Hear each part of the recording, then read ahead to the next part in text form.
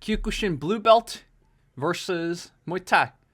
Swing a little wildly. Kyokushin. Oh, you see, that's the Kyokushin guy. He also does a little Dutch kickboxing, and he was a black belt in Taekwondo before doing Kyokushin. So, oof. Muay Thai guy is a little tighter in his strikes and stuff. This is from Chicago, by the way, where I started my Kung Fu journey. So, always down to feature my Chicago viewers. Always. I'm serious. Always. So, all right. A little... Okay, there we go. Love the combos, man. That little side kick, look at those. Those are not standard Muay Thai shots. So, sometimes you give a little bit of unorthodox strikes like that. It kind of... ooh, there's a standing count already. It kind of takes your standard kind of Muay Thai striking trained people by surprise a little bit. So, there we go. Back to the match. I love these kind of like little burner things. The Muay Thai guy, I think he was pressing forward, but not anymore. Oof, that Kyokushin guy slipped a little bit. That's interesting. You do notice Kyokushin guy lowers his hands a little more than Muay Thai guy, but it seems to be okay in this fight. I mean, he's ate a few punches to the head, but there it is. Low kick. I love that. He kicked at the legs without looking. That was really cool. Oh, you see that? He was telegraphing he was going to throw a side kick, and Muay Thai guy just came in and punched him in the face. That was good on the Muay Thai guy.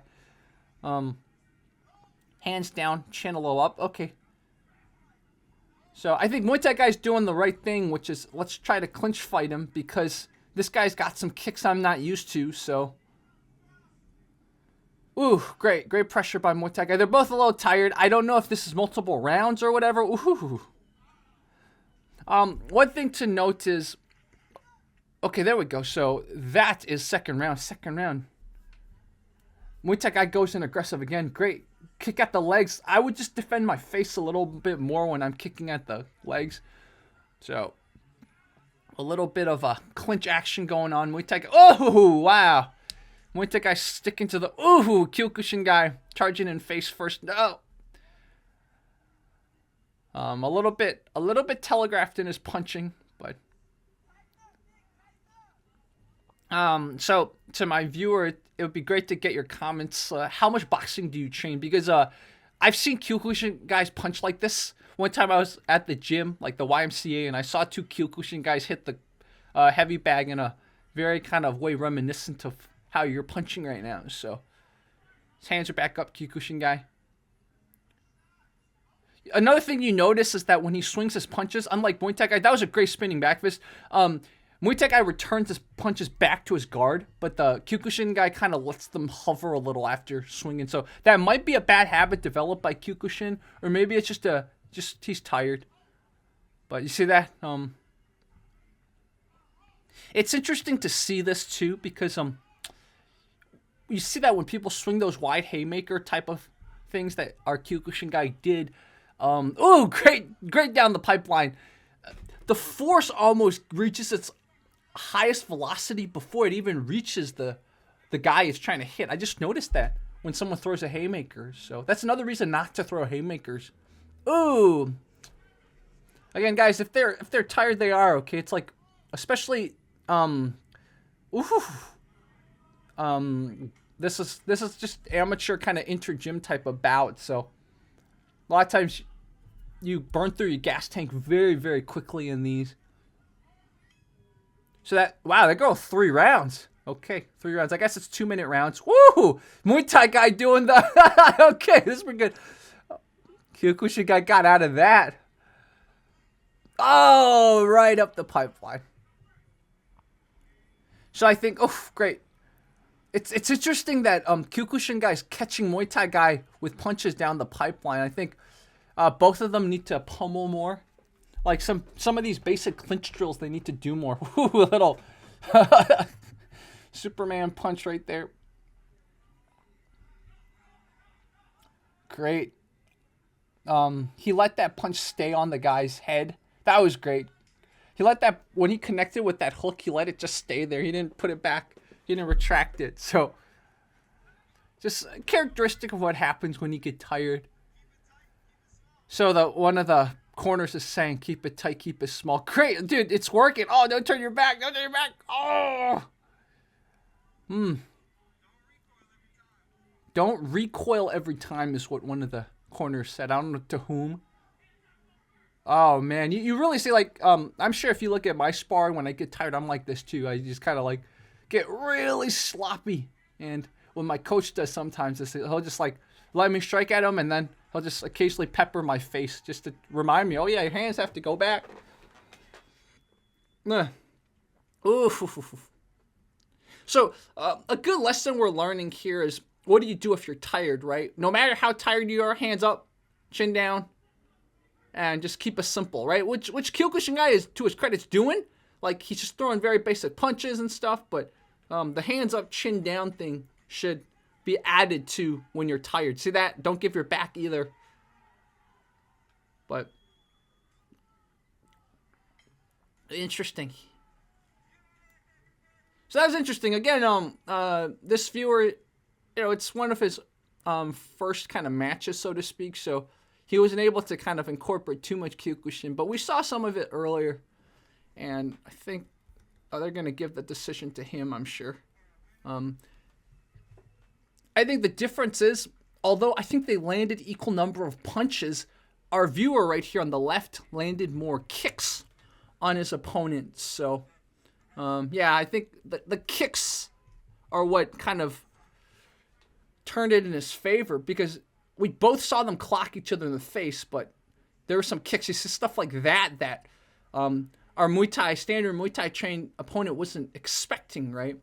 So you really fight how you train, man. So I think to people training Muay Thai too, if you're going against someone unorthodox, you probably should remember that. Go up against either someone of a similar style or do some research, figure out what they might kind of throw at you, because I think this Muay Thai guy had some good fundamentals, but he just didn't really know how to deal with certain things like that, for example. You see that? But also, a good lesson we're learning too is that some of this fancy stuff does tire you out a lot. I'm sure just throwing a few of those kicks tired out our viewer quite a lot. So also the standing count added to our viewers' sort of favor. I assume since this is at a Muay Thai gym, this is probably scored using Muay Thai point system. From my understanding, from what the viewer told me, this was kind of like a Kyokushin versus Muay Thai type of thing. So I think there were 3 Kyokushin guys. He was one of them, and they won 2-1. So 2 Kyokushin guys won, and one match was ruled a tie. So I might find some of the other matches and let you guys know. But again, I'm glad this stuff's happening in kind of a safe, controlled environment. Notice the lack of a little follow through in that jab from earlier. But one thing about the jab is, right, it's not, you don't need to stiff the jab, right? The jab is just to gauge distance. It's to pepper slowly. So like I said, there's a lack of follow through, but it's okay. It's like the jab's just to remind them, oh yeah, there's the punches here. But another thing I think we're learning watching this again is just to angle too, right? There's a lot of going forward and back, but not as much angling off, which is, happens in kind of amateur bouts. Look at that guy dancing. You see that? I don't know if that's the coach or some guy dancing. Oof, you see that? Our Kyokushin guy, because his hands weren't protecting his face when he threw a low kick, he kind of paid for that. So it's fun to watch this again, just to kind of like see certain, you see that charging in face first, see certain kind of like things we noticed, just to notice them a second time. Telegraphing your hits is something that our Kyokushin guy does, but I think that's just a bad habit that a lot of traditional styles do, because a lot of them swing from the waist and stuff like that. So, and the hands down, you see that's probably reverting back to some Taekwondo or Kyokushin training.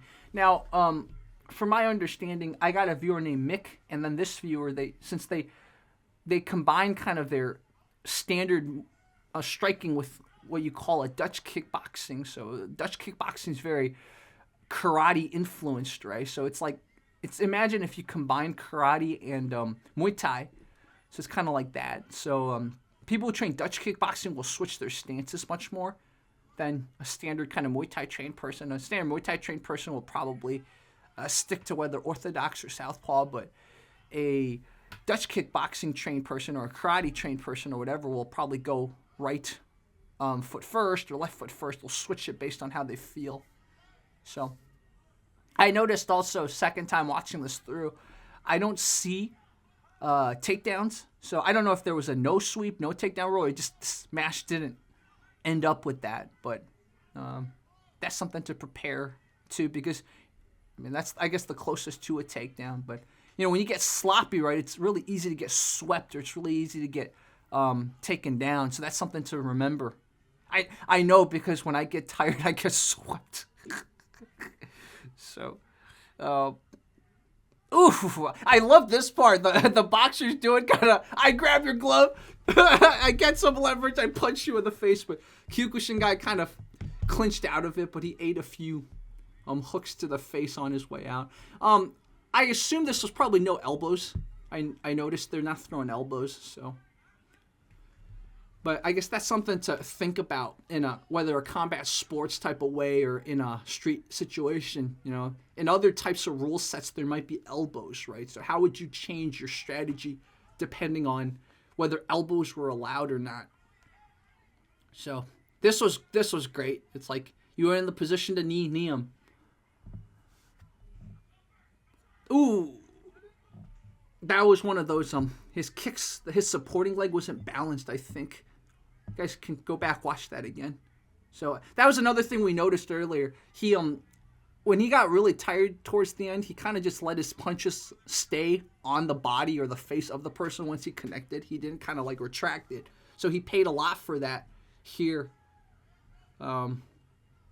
Yeah, breathe, guys, breathe. And I don't even mean like breathe when you're practicing. Just remember to breathe constantly. Meditate a lot. Like before bed, meditate. Just so you learn not just to breathe, but also to nose breathe. That's very important too. So that's another good lesson we're learning. It's like the more you tense up, the more you don't breathe, the more you're just going to gas out. That was great. It was like, you come forward into my punch. You come face first in my punch. I think 10-second mark. Yeah, don't turn your back. We noticed that earlier. And then charging in face first. I know it's hard. It's hard to keep your hands up when you're tired, but you definitely don't want to charge face first, man.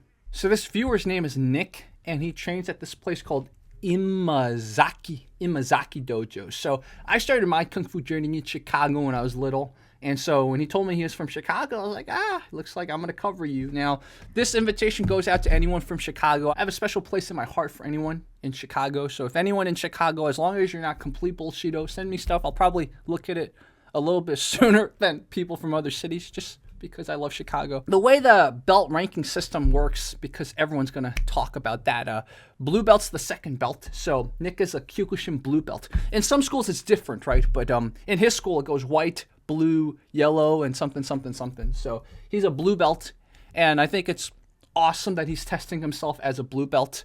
And you know how a lot of times when somebody loses a fight or whatever, the comments all go, oh, he wasn't a black belt. In this case, it actually makes him look good. He wasn't a black belt, but he did okay. Again, of course, we could look at it and judge it and be like, there's so many holes and whatever, but I will guarantee you, no matter how well you train, sparring-wise, or, you know, kata-wise, or shadow boxing-wise, or whatever, when you get into your first match, you're going to look back on it and cringe and be like, wow, so many holes, so sloppy, because that adrenaline dump, that kind of fight or flight thing you're really experiencing that you normally don't experience, it's a different level. So credit goes to viewer Nick, and I'm going to feature more Dutch kickboxing. I actually had another viewer named Mick, funny Nick and Mick, that I was going to feature, but the footage was a little too far off, so I'm going to try to figure out a way to edit it in a way that kind of makes it so you guys can follow what's going on. So I've been wanting to feature kind of Dutch kickboxing for a while, and